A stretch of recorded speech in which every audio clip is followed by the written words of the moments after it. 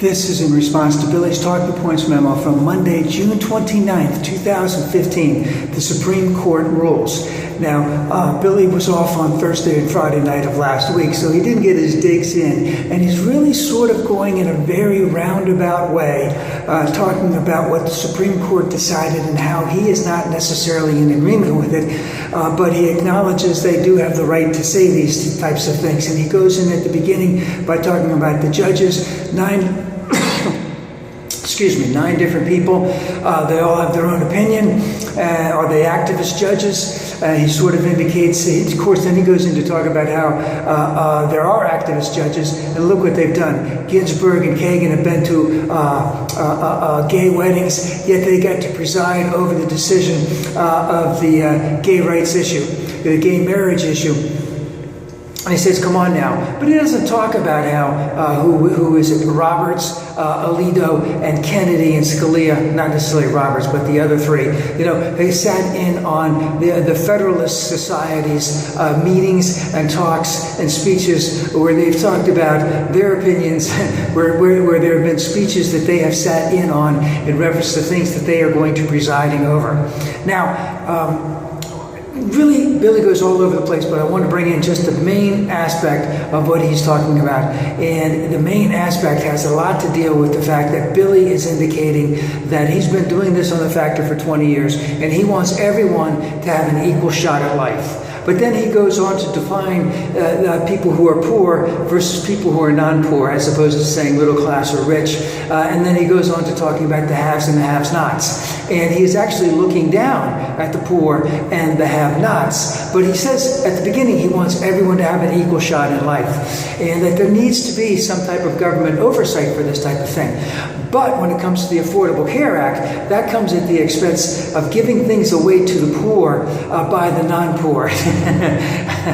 That's with the Affordable Care Act. And, you know, so he goes around this roundabout thing that, oh, I'm for everyone to getting an equal shot at life, but when it comes to giving a new entitlement to the poor, but he doesn't talk about minimum wage, he doesn't talk about equal pay for equal work, he doesn't talk about an educational system that is tremendously against the have-nots, meaning that there is not enough money put in, there is not enough good money put into public education, and now we got the charter school problem, another problem completely outside of that, but it needs to be addressed.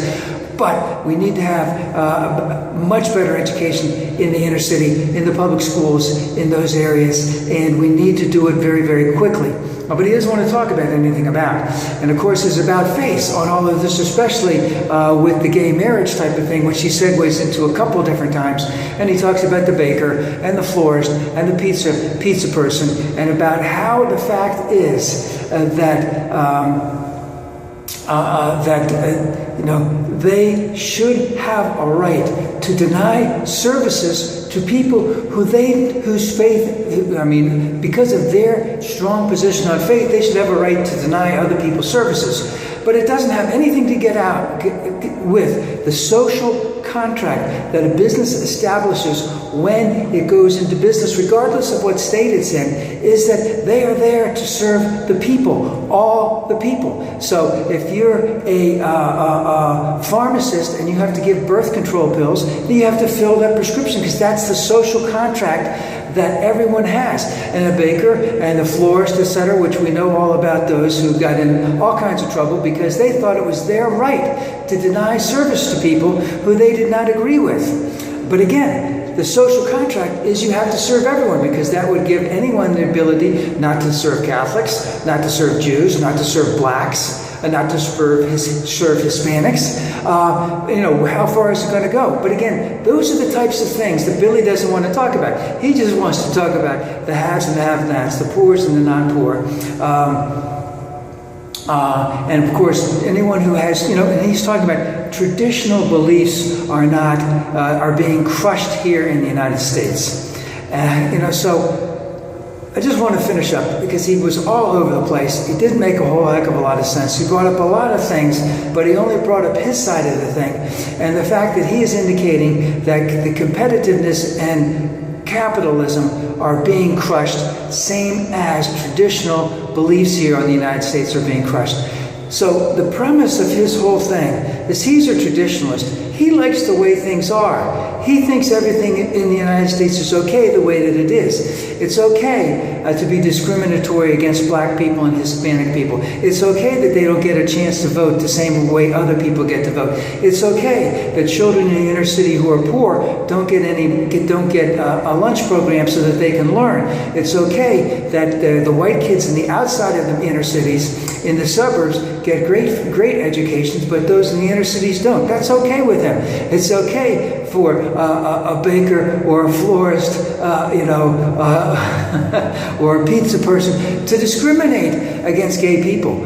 But, so he has this traditional belief that is okay in his world. And of course, it's okay in his world that poor people don't get health insurance. That's okay with him.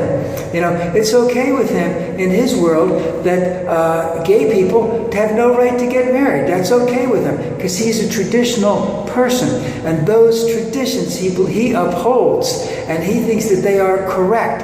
And he thinks Obama and this just those of the Supreme Court that he'd disagree with. That's his premise. That's his grand plan for living. I believe in the traditional things. I believe in the things from the 1950s. Well, we're a long, long way from the 1950s, as I pointed out. We've come a long way in terms of civil rights from the 1950s or the early 1960s when Johnson signed the Civil Rights Law. But we still have a long, long way to go. There's hidden racism in a lot of things, and that needs to be addressed, starting with the flag. But getting to Bill's point, traditional, if you want to go back and live in the 50s, stay in the Hamptons, wherever you live, and quit spouting off that crap that you're throwing out every single day, all right? Because this world is changing. It's changing rapidly. And of course, that's the way it is in every single generation. It's changing, and it's changing rapidly. I can't stop it. You can't stop it. Not time to get on board and move with the changes.